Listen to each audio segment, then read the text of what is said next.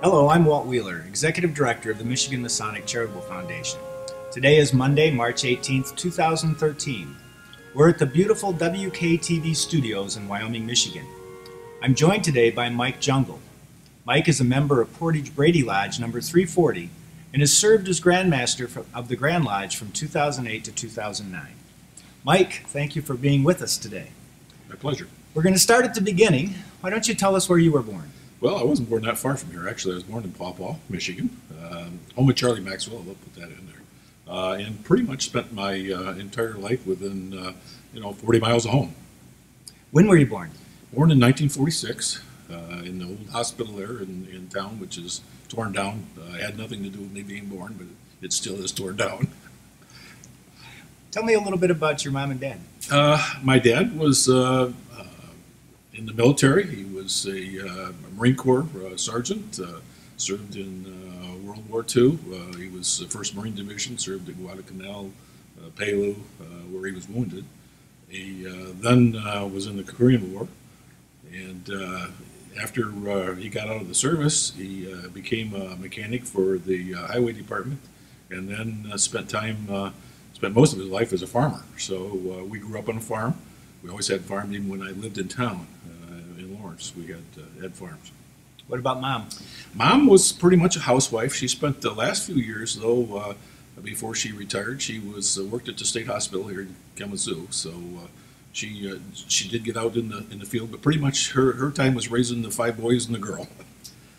Well, and you mentioned your brothers and sisters. Tell me about them. I've got 4 brothers, but one had passed away when he was younger, and a sister. They're kind of scattered all over the United States. My one brother retired from Ione County Sheriff's Department, where he was the sheriff. Now he's the executive director of the Sheriff's Association. My other brother retired from the military. One was in business, and as I say, one passed away younger. My sister lives down in Tennessee. She pretty much is a housewife and raises her 2 kids down there. You said you grew up basically in the southwest Michigan area. Tell us a little bit about your childhood and some of the places that you lived. Well, pretty much after the start of the Korean War, we pretty well lived in Lawrence till I was a young teenager.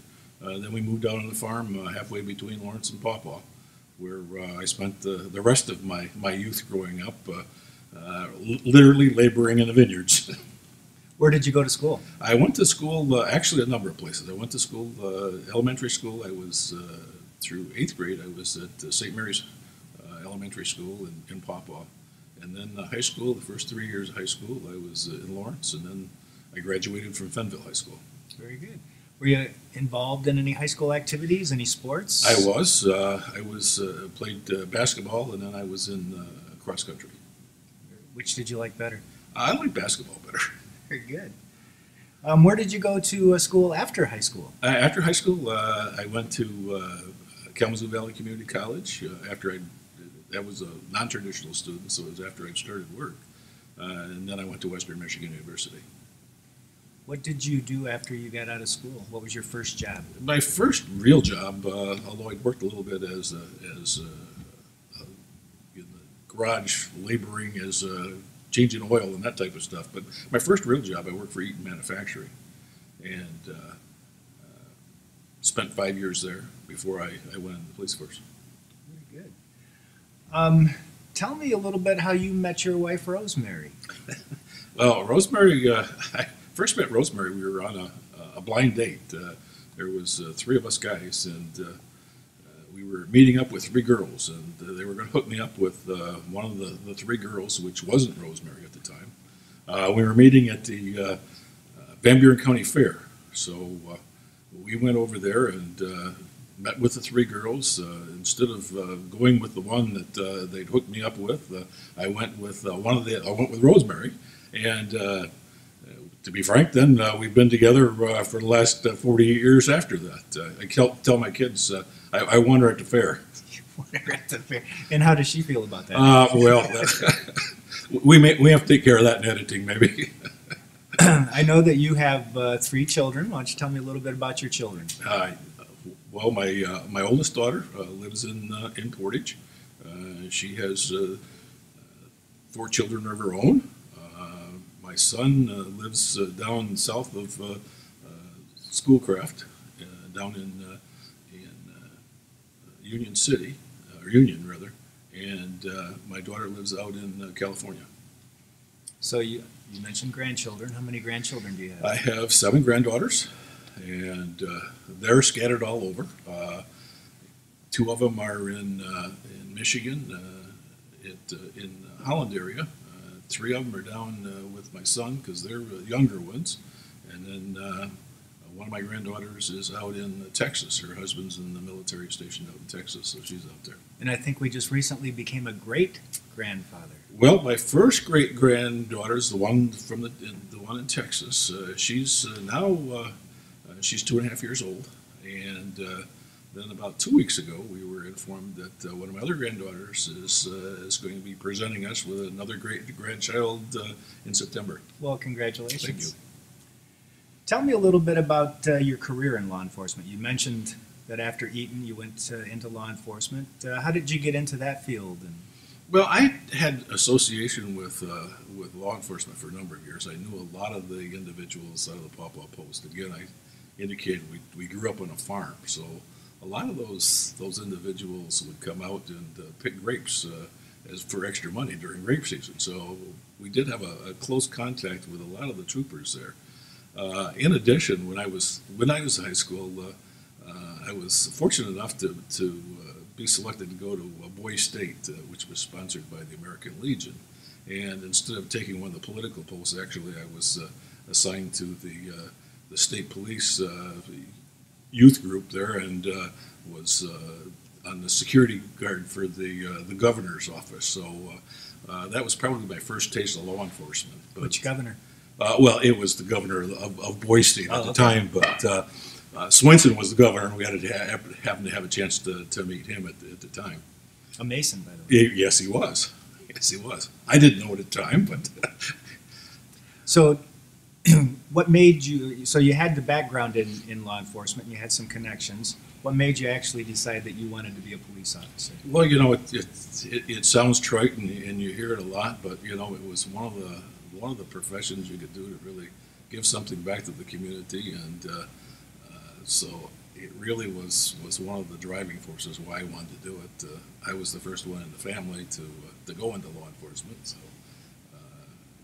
I have had several follow me since, but it has been enjoyable. I assume that you had to have some special training before you could become a police officer. I did. I was after I came on board. I was sent to the Michigan State Police Basic Police Academy, and in those days that was actually a pilot program. There was 35 of us selected throughout the state, because prior to that you really didn't have to have training. They trained you on site, and there was no standards. Well, at that point in time is when they established the Law Enforcement Training Council, and there was standards that was developed. But we were the guinea pigs for we were the first training school that was under that law. So what department were you with? I was with Portage for about 33 years before I retired, and then went on to the tribal police. And what positions did you hold within the Portage? I assume you started as a patrolman. And I did. Actually, I was fortunate. Portage, just before I started, became a city from a township. So they started their own police department. So I pretty well grew with the department. I started as patrol officer, worked a little bit of everything. I was promoted to detective. Then I was promoted to sergeant, and I was promoted to lieutenant, and I was promoted to inspector, and then in '88 I became deputy police chief, and spent the last 13 years of my career with Portage as the deputy police chief. What were some of your responsibilities as the deputy chief? I was in charge of the overall operations. If it had to do with law enforcement in the city of Portage, I was responsible for it. We're all aware of many of the things that police officers have to go through, and some of them are not exactly pleasant. But rather than dwell on that, why don't you tell me about some of the more pleasant things that you got to deal with as a police officer? Well, there's a number of pleasant things. First of all, you're able to, again, contribute to the community. And I did enjoy working with the officers. I enjoyed working with the community. I enjoyed going out and doing presentations and actually working with those individuals that could make a difference out there in the community. Because needless to say, it doesn't matter how many law enforcement officers you got there, unless you get the support of the community, you're not going to be successful. What's your favorite story about being a policeman? I'm sure that people ask you about stories all the time. What's your favorite one? What's the one you've told the most times as far as dealing with people or individuals? Or actually, it's surprising because I normally, it's like a lot of those professions, I normally don't tell a lot of war stories. But probably the favorite one is when you're there and some little kid comes up to you and is just in awe of the uniform. That's probably the most touching thing. Very good. After you retired from the Portage Police Department, you mentioned that you went to work for the Tribal Police Department down in the Pokagon Band of Potawatomi Indians, yes. I believe. How did that opportunity come about? Well, they had the Pokagon Band of Potawatomis had prior to that recently been recognized by the U.S. Congress as an organized tribe. They were putting land in the trust held by the government, which means that they needed to have an operating government. So they needed to start a police department. So I went on board and with a borrowed pen and a desk started a police department for them. So we started from scratch, developing policies, purchasing equipment, hiring officers, training officers, and basically also worked with the court system. We put together a juvenile policy, a criminal code, and a child protection code with the court systems. What was the biggest differences between the tribal police and the Portage Police Department, for example? Well, a number of different. First of all, as tribal police, we were federal agents as well as sheriff's deputies. We were also sworn in as sheriff's deputies. So you had to work with 3 different types of laws and know when each of those laws applied.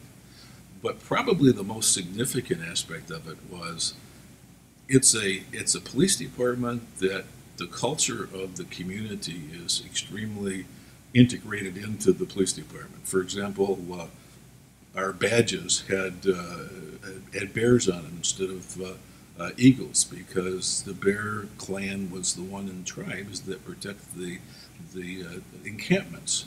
And so there was those little subtle things that were part of the culture that we incorporated into the police department. In addition, tribal policing is extremely community oriented. They take that to a real serious level. So our job was to help the community. So it was really a great experience. Did you have any interaction with the casino on the tribal land? I did. When I started, there was no casino. So as they built the casino, we worked with them on the security aspect. When the gaming commissioners came on board and all the key staff, we had to do the backgrounds on all the staff to get them their licenses, so that their gaming licenses. Very good. Did you have a Native American ancestry? No, I am not Native American. They hired me because of my skills, which was real quite complimentary to me, because you do have to build a trust and a relationship with them. But no, I was not Native American. Very good. Let's talk a little bit about your Masonic involvement, because I know that you had a distinguished Masonic career. Tell me first, how did you learn about Freemasonry? Well, it's interesting because I didn't know at the time, but my father-in-law and all my Rosemary side all have a Masonic background, but actually so did mine. And my grandfather was a Mason. My grandmother was Eastern Star. My uncles were all Masons. I had no idea. I didn't know about it until long after I became a Mason. Actually, one of them I didn't know until I became a Grand Master that he was a Mason. But we had a neighbor that was real close to our family, and they were kind of grandparents to my children. And on Sundays, a lot of times we would go out to dinner. They would take us out to breakfast, and it was always at the Masonic Hall. And one day, about the third or fourth time, I made some comment about, this looks like a really interesting organization. How do you join? Well, needless to say, before the day was out, they had my petition and my fee, and I was ready to go. What lodge did you join? I joined Brady Lodge at the time, Brady Lodge 208, which was in Vicksburg at the time, is where I live, and have since, of course, it merged, but. Served master there two times, and then when we merged, I was the current secretary. And Brady Lodge merged with Portage Lodge. Portage Lodge. I was a plural member at the time with Portage Lodge, so it was an easy transition. What positions did you hold in your lodge? I've held every position, needless to say, except chaplain. I've never held the position of chaplain, but other than that, I've held every position in the lodge. I know you were secretary of Brady Lodge for a number of years. And what was that experience like? A secretary is a little different than going through the moving line. The secretary is a little different. I tell the secretaries, it's one of those positions that once you have it, you're pretty well there for a long time until somebody is willing to take over or somebody passes away. But it's a great experience because it does give you daily contact with all the members of the lodge that you normally don't have. When did you serve as master of your lodge? I served in master of Brady Lodge twice. I was master in '88, and then I was master in 1989. And then the year after I was grandmaster, I went back and served as master of Portage Brady Lodge. So I happened to serve there after I was done with being grandmaster. What's your most memorable experience as master of a lodge? Any of the 3 years? Probably the most memorable was when it was Brady Lodge, which was a very small lodge. There's a knock on the door after lodge is opened, and when the junior deacon went and opened the lodge, you could see out in the ante room, and there was a guy standing there with a lot of gold on it. That was probably the most memorable. And who was it? Actually, it was Ernie Hoffman. Was he Grand Master then? He was a Grand Lodge officer. He wasn't Grand Master at the time. Ernie was from the Battle Creek area and just a tremendous Mason. And he was, and actually, one of the things I admire most about Ernie, because here's a master that was a fairly young guy at the time, and this guy with a lot of gold shows up, and he did a nice job of making me feel at ease and making me feel comfortable at the time. So I've tried to pass that along as I've knocked on doors. Ernie was one of my favorite past grandmasters, and I actually have his past grandmaster's jewel. Oh, that's right. That's now my past grandmaster's jewel. I know that you were very involved in a lot of the appendant bodies, the York Rite and the Scottish Rite. Why don't you tell me about some of your involvement? We'll start with the York Rite. Okay, with York Rite, I became a York Rite member fairly quick after I became a Mason. I was involved and served as the high priest of Kalamazoo chapter. I was the thrice illustrious master of Kalamazoo Council, and then I was commander a couple of times of Peninsular Commandery, which is there. I also had the opportunity to serve Grand Council as the Grand Master, most illustrious Grand Master in 1994. I think you also served in the Grand Commandery line, did you not? I did. I was appointed Grand Prelate for the year 2000. Let's see. I think it was 2002. Very good. What other affiliated organizations were you involved with? I know you were in Red Cross. Yep, past presiding officer, Red Cross. In the Scottish Rite, I served, of course, on the board of directors there. Actually, I was Ernie Hoffman's vice president when Ernie was board president. I served on the Learning Center board. I also served, of course, in the Rose Croix line and past most wise master. I know you were coronated with the 33rd degree. What year was that? I was coronated in 2001, about 3 weeks after 9/11. Tell me about that experience. That was of course, it's just one of those you can't explain. It's such a fantastic experience, but I will point out it was an interesting session because, needless to say, it was right after 9/11, so there was a whole lot of security. We happened to be down in Indianapolis, and there was we actually were in the old train station, the old Union Station there. Well, what they didn't tell us as we checked in was, they have simulations of the train still running through the station, so the rooms actually vibrate. So we're in the middle of the night, and again, reminding us it's shortly after 9/11. All of a sudden, our room starts vibrating, and needless to say, we're a little panicked because we don't know what's going on. And it wasn't until the next morning we found out that, of course, that yeah, that's all simulation. So that you make you feel like the train's still going through. Very good. I know that you've received many honors and awards. Tell me about some of your most memorable ones, or this most special, I guess. They're all special in some way, but probably the most special award that I received was when I received my white leathern apron. And the reason being, first of all, it was special at the time, but it's even more special now because every time I sit and I hear that apron presentation and they talk about the purple of the fraternity being on your shoulders, you know, as a young entered apprentice, you don't think about that. And nobody in that room, as a young entered apprentice, is being realizes that there could be a potential grandmaster, because certainly none of us that have ever been there and received that apron ever thought that somewhere down the line we'd be grandmaster. That's very true. Who were some of your Masonic mentors? I've had a number of them over the years. Certainly, probably in the past Grandmasters area, John Polson, of course, was being from the Kalamazoo area, and I'd known John both in the Scottish Rite as well as the York Rite.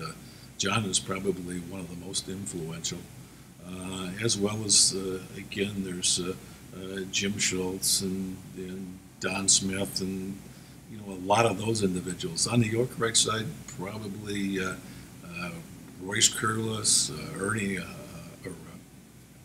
Ernie Berry, and Bruce Eldwood are probably the closest on the York Rite side. Very good.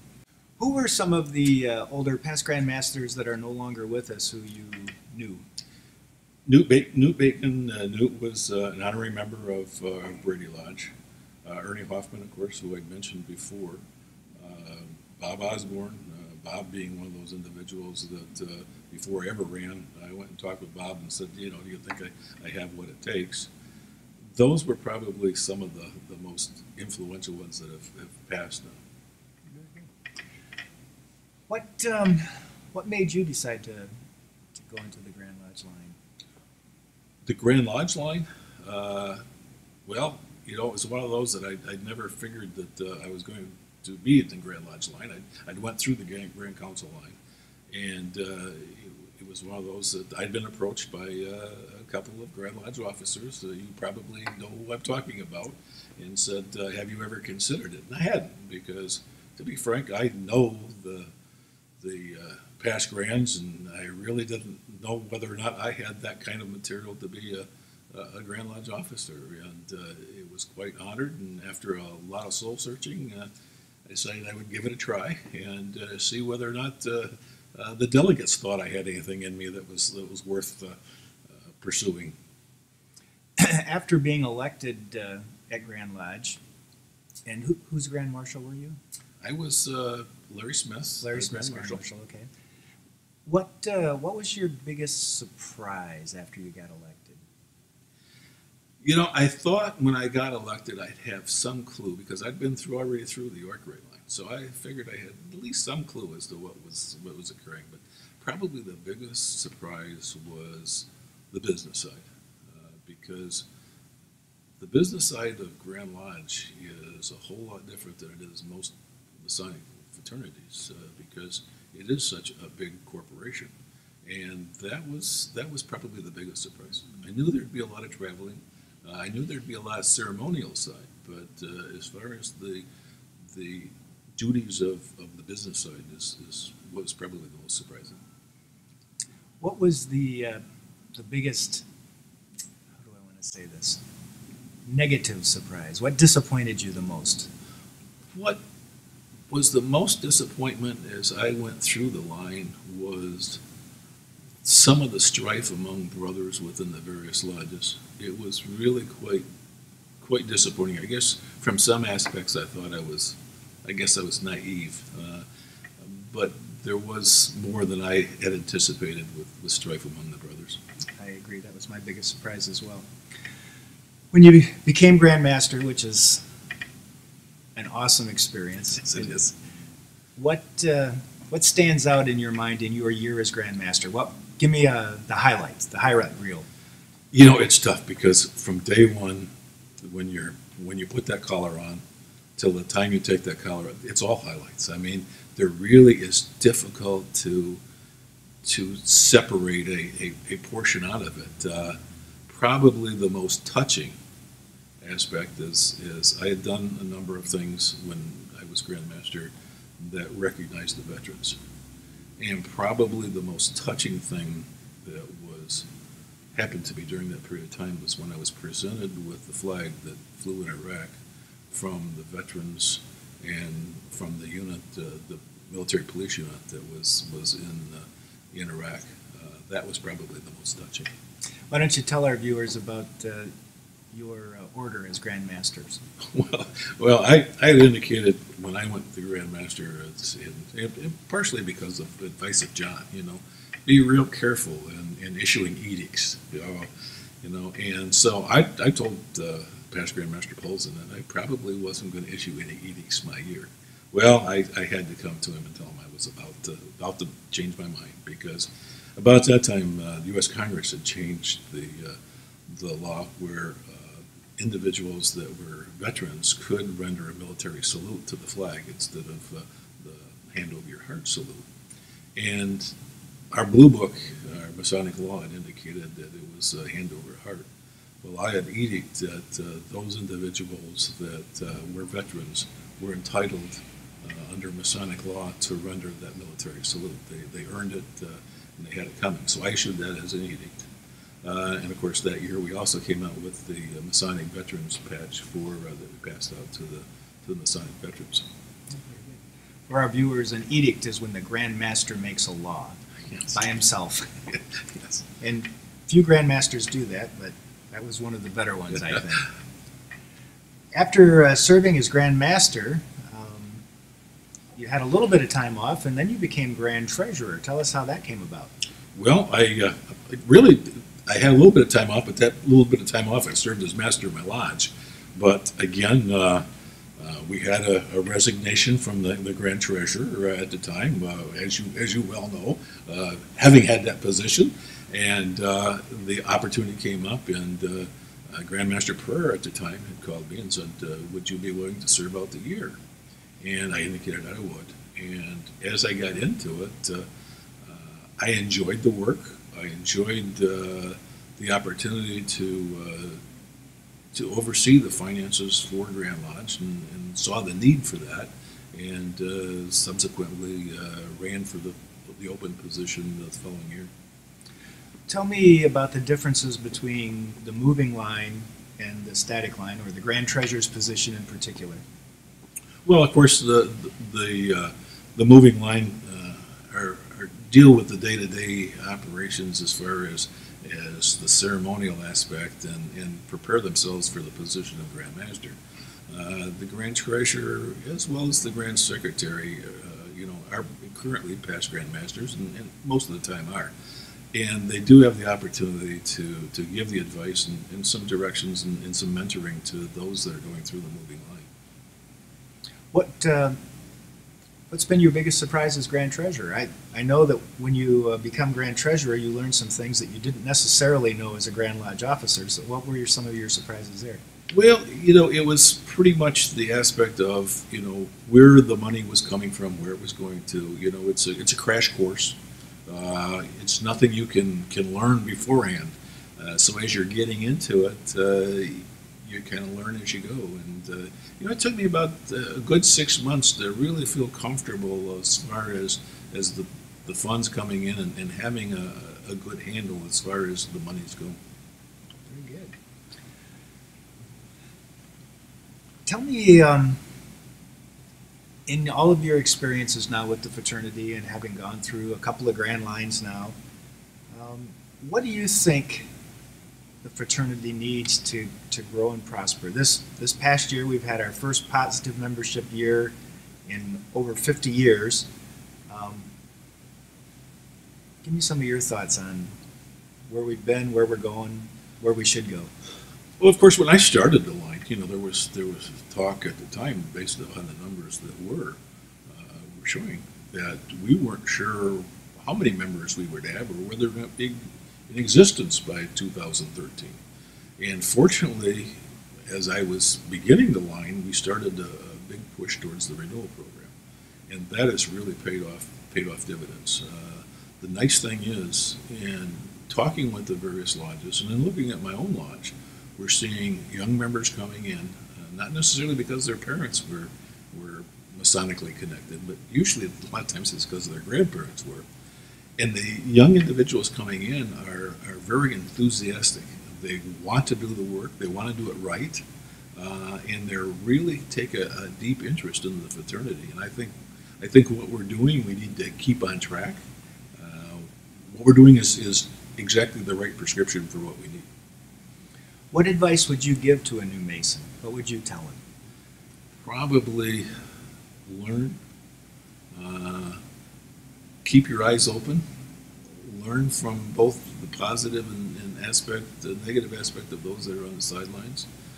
Study your history.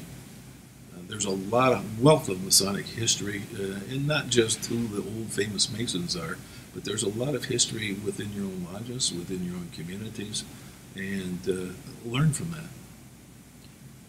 Would you give the same advice to a new officer? Would you add anything to that? Well, I'd add a lot of stuff to new officers. New officers, when they start those chairs, they really don't realize how quick they're going to be setting in the east and setting in that hot chair as the worshipful master of that lodge. So there's a lot that they need to learn going through. And most of it, as Grand Lodge officers in office, as the materials for them, but take advantage of those materials. What advice would you give to someone who was contemplating running for Grand Lodge office? First of all, make sure that you've got your support of your family, because it's a large commitment. You're going to be missing birthday parties. You're going to be missing anniversaries. You're going to be missing a lot of things. So make sure that first of all you've got that support. Second of all, make sure talk to the past grands, talk to the line officers, and make sure you understand what you're getting into.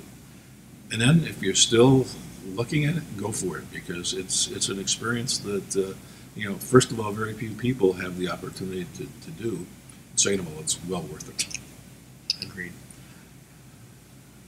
This is going to be a hard question, because I'm sure it's had tremendous influence or impact, but how has Masonry impacted your life? Oh, where do you start? First of all, one of the pluses that I found in Masonry personally, and I talked about being in law enforcement for nearly 40 years. Well, and you'd mentioned about seeing the negative side.